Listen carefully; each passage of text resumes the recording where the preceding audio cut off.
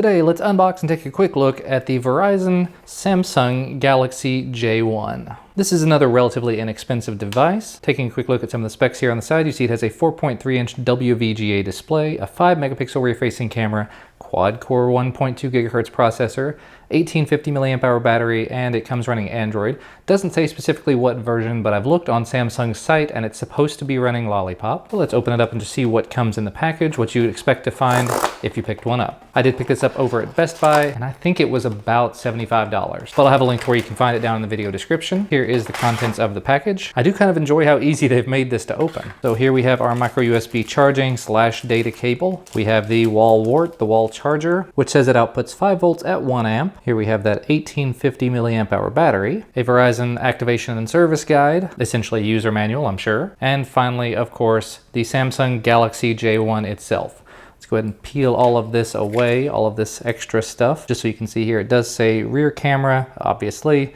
flash, speaker. Not a big fan of having a rear-facing speaker, especially not one up there, but what can you do? Power key, volume rocker, Verizon 4G LTE, which this will probably never see, Galaxy J1, USB charging port down here, microphone up on top, the noise canceling microphone, and the 3.5mm headphone jack. So we can go ahead and peel this back tape off as well. That's very satisfying. And I guess at this point we can go ahead and put the battery in. So we'll peel the back off. And we'll go ahead and stick the battery in there. Interestingly enough, it did come with a Verizon SIM in it already. I haven't bought a Verizon prepaid phone before, so I wasn't really sure what to expect, but we'll go ahead and get rid of that. The good thing is all Verizon 4G LTE phones are required to work unlocked, so this should work just fine if I put my AT&T SIM in it, I believe. But let's go ahead and power it up now that we got the battery in there. There you go, Samsung Galaxy J1, powered by Android. Looking around, it was very difficult to find exactly what version of the OS this has. Some places said that it still comes running KitKat. Samsung itself mentions that it actually has Lollipop version 5.0.2.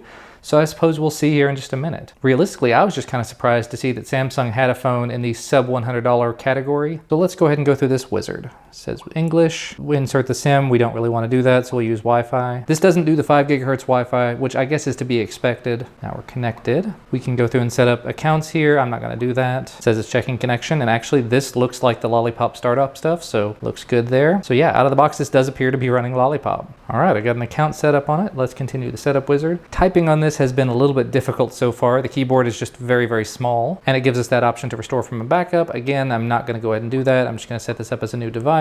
So we'll hit next, do all the Google services location sharing, of course. And now it's giving me the final setup wizard confirmation steps. It asks if I want to do a Samsung account. No, I don't. And hopefully that's it. Yeah, there we go. We're now in the phone. It says no SIM is found, my Verizon mobile stuff, screen lock setup, Wi-Fi setup. Here's your apps list. It does, of course, have all that Verizon stuff preloaded onto it. So you get things like mobile hotspot, my Verizon mobile, NFL mobile, VZ navigator, all these things you're probably never going to use. It says Google Play services error. That's interesting. But before we go any further, let me go ahead and check the software version, just see where we're at. So far, very snappy. There we go. Android version 5.0.2. So there's your little Lollipop. And there's your game. Awesome. Looks like it's going to do some updates. Let's just check to see if there are any system updates as well while we're in here. Check for a new system update. It says it's temporarily unavailable. I don't know if that's because I don't have a SIM or if it's just having network problems or something. But one way or another, it is running Lollipop, so that's definitely a huge plus. And it's asking for all sorts of Google Play services updates. But yeah, so far, not a bad phone at all. And by the way, you do have this physical home button here. If you hold that physical home button, it does bring up Google Now. And it says there's even a new version of Google Now available. And it's Will Wheaton's birthday. And you also have the recent apps button over here, the back button over there, capacitive buttons instead of on-screen buttons. But I think that's going to be about all for me for today. I'm going to be using this for a little while. We'll see how it works out. And I'll let you guys know more. If there's anything you'd like to know about this, let me know down in the comment section below. But thanks so much for watching. Remember to leave a thumbs up down below the video if you like this video, subscribe to receive more videos when they become available, and I'll see you again next time.